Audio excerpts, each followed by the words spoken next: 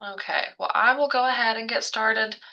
Hello, everybody. Thank you so much for being here today. This is our final faculty workshop in the Learn series that we're doing for Week of Engagement 2026. If you were unable to attend the previous workshops, I just want to do a quick little plug that all of those have been uploaded to the Center for Community Engagement's YouTube channel, so you can access those at any time and share those as you'd like for extra information. But for this final topic here, we are going to be talking about community partnerships, which is a really crucial part of service work. So I just want to start with something that I hear all the time when we talk about community partnerships, which is often things like, I don't have time, I don't have the connections, or this sounds kind of complicated. And all of those concerns are completely valid. But what I want to show you today is that partnerships don't have to be complicated to be meaningful. So, one of the most important things to know is that all partnerships do not look the same. They are completely dependent on your course. So, when any kind of faculty or staff member who is interested in incorporating a service component into their class curriculum, I usually give them a faculty toolkit that asks a series of questions, some of which you can see here on the slide. Because before you start doing service in your class, it's really helpful to think about things like your class enrollment. We work with a wide variety of service learning classes. We've worked with classes that have had as few as 1 to 2 students, and we've worked with classes that have been as large as 160 students in one class. So capacity isn't necessarily a barrier. It just makes how we approach partnerships look a little bit different because then it comes down to individual versus group work. So if you have a smaller classroom and you want your students to get more of an intimate experience being partnered individually with a community partner, that is an option. But if your class is a larger enrollment class with 160 students, it might be wise to have them break off into smaller groups so that we can secure those partnerships for that class. Um, Typically, in a class that size, we will help to find like 20 to 25 community partners so that your students can work in groups of like 4 to 6. Um, Something else that you can think about is the type of service experience that you want your students to engage in, whether that be direct or indirect, or even a mixture of both. We are fortunate to have over 100 different community partners that we work with regularly. And some of those are close to campus. Some of those are in different counties completely. Like we've had service learning classes work with organizations based out of Charleston, or even we've got a couple partners in Maryland or on the Pennsylvania side of things. And so, if you are fine with your students, meeting virtually with a community partner and producing like a service product for them, whether that's like social media materials, for example, or something like that, behind the scenes, then indirect service is completely valid. Or if it's really important to you to have your students get like a direct boots on the ground experience where they need to partner with someone more locally, that's also something to think about. And then finally, I think the most important part too is considering the time commitment. So one of the first questions I usually ask whenever I help faculty plan a service learning course is how many service hours are going to be required of your students. Um, Again, this can vary. We've had classes that require just like 2 hours, just do like a one-off project, and that's sufficient. Or there are classes that require extended service throughout the semester, accumulating 15, 20, even like 50 hours sometimes, which obviously is a little bit more extensive and complicated, but not necessarily bad. It just depends on the level of the course and who you're working with. So those are all things that you can be considering. And based on the classes that you teach, you might already have some ideas of what this may look like. But I wanted to go ahead and give some real examples of this in action in current service learning classes that are being offered. And I know that this is a really text heavy slide, but I'm going to kind of like walk through this. And what I want you to notice is that each model looks different, but it looks different because of how each one prioritizes a different type of service experience and a level of ease. So for Business 199, which is our honors intro into business, that is a class where we at the CCE help to secure community partnerships because typically that class, there are three sections of that one class that we work with. So again, we're working with 20, 21, 22 community partners. So we reach out to community partners, secure those for her, and then those students are getting a mix of direct and indirect service. They also utilize something called a service learning contract, which just provides an extra level of accountability if that's something that you're concerned with your students.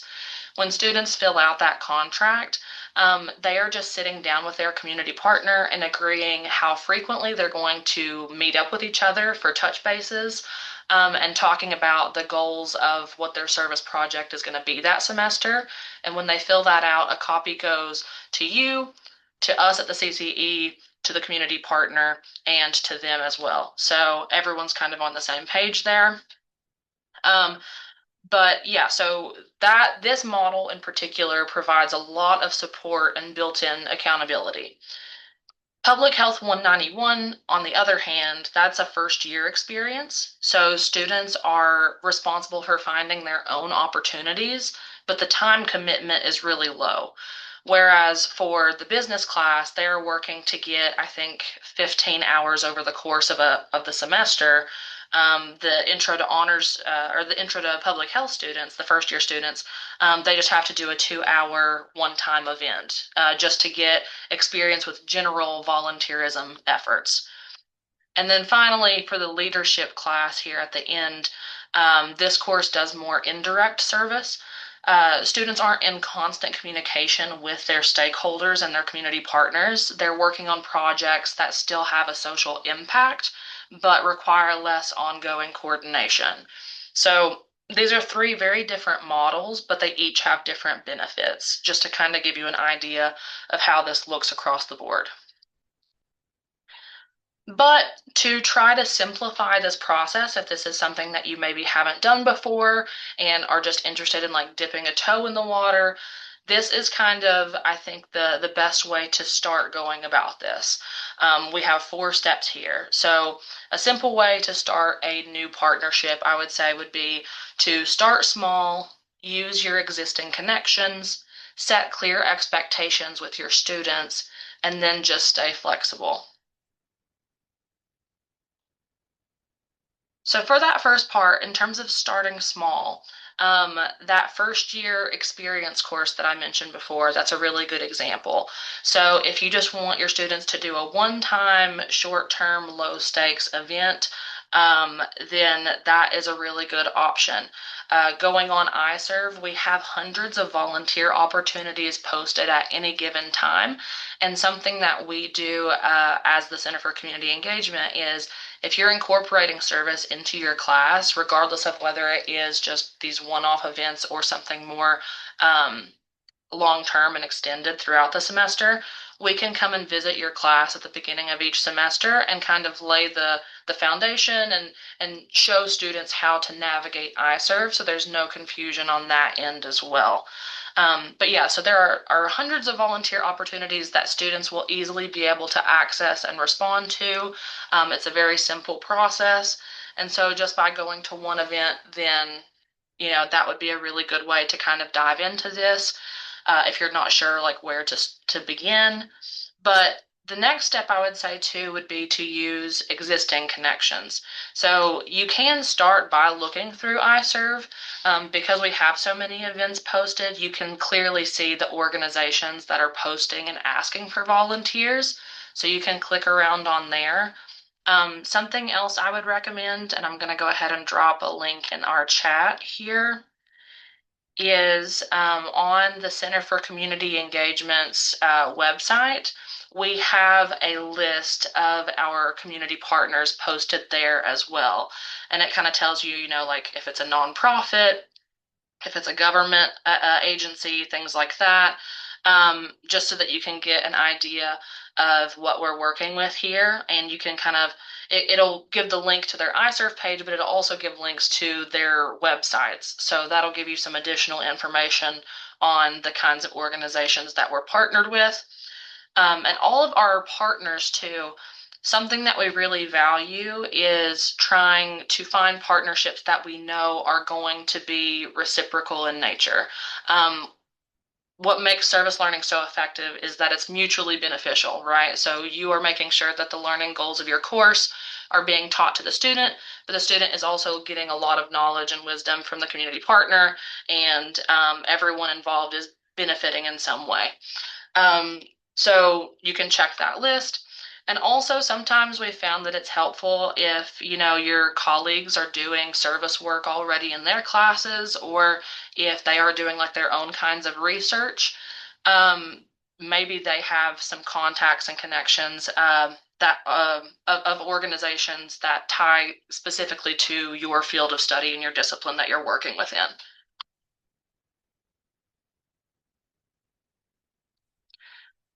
So the next step I would say would be to set clear expectations for your students, just making sure that they understand what their role is. Again, that time commitment is a big one. Um, just, if you're requiring a lot of service hours, just making sure to preface that up front so that your students know that they are going to be responsible for scheduling meetings with their community partners. Or if you don't want to have to worry about your students carving out that extra time, if you think that it might be too big of an ask for your student population, just letting them know, hey, I am dedicating one of our class periods this semester for you all to be able to go and volunteer at an event. Sometimes that works out really nicely. But yeah, just laying out those outcomes. Uh, Things are not probably going to go perfectly, and that's okay. That's just a part of the process. We always try to emphasize that flexibility is a really vital skill and a trait to kind of rest on as you're doing a service experience because life happens. Um, and so, yeah, reminding your students of that as well, just to be adjusting as needed and keeping open communication, then we at the CCE are happy to help troubleshoot.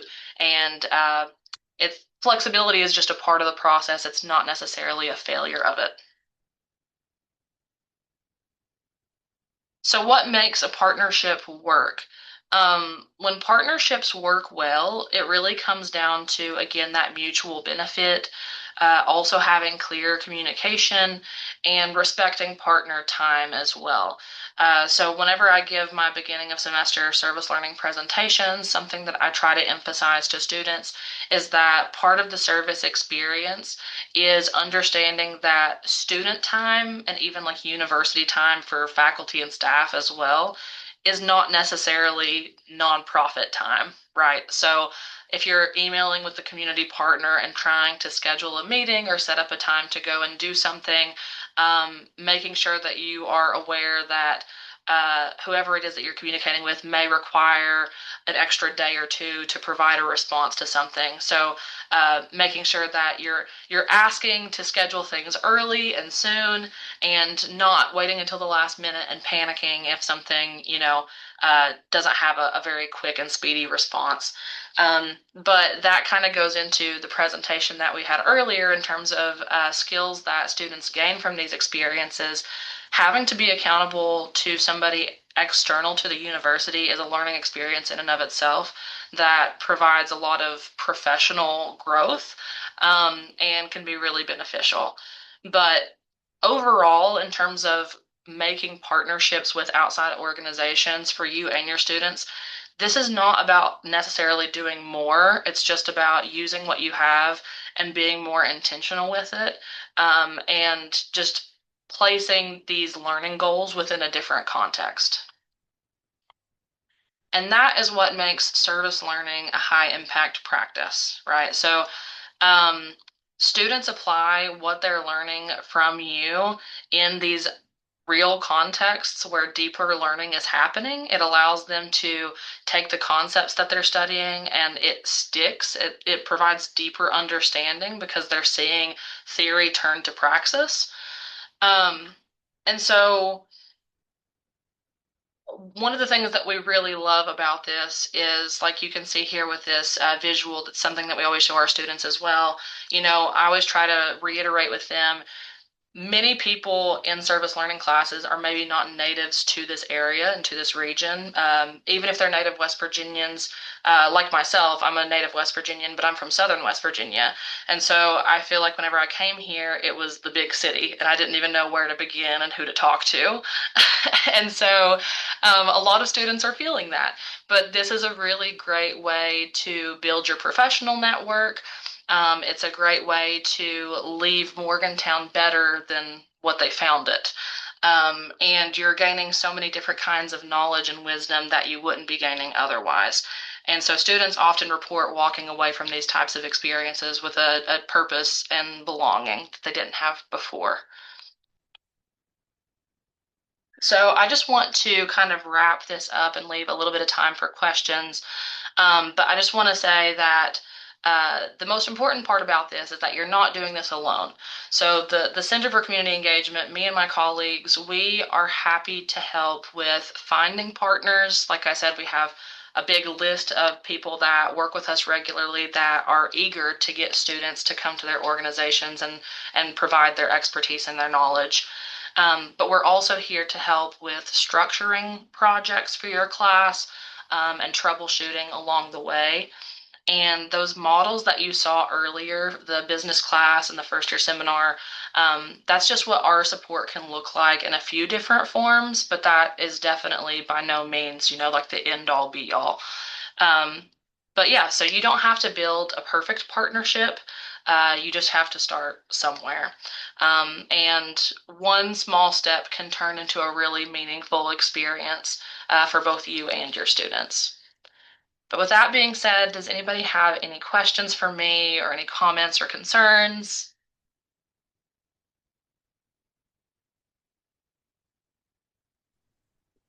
So I will admit that I misunderstood what this presentation was. Okay. Um, this is primarily for like community engagement in relation to a course, correct? Yes. Okay. Well, then I don't have much. Our students already, they have to do it as part of internship. So this doesn't really play into what I was thinking this was. I thought this was community engagement with, like on the research side of things or Yeah. Yep. Yeah. Well, so that leaves me with no questions left.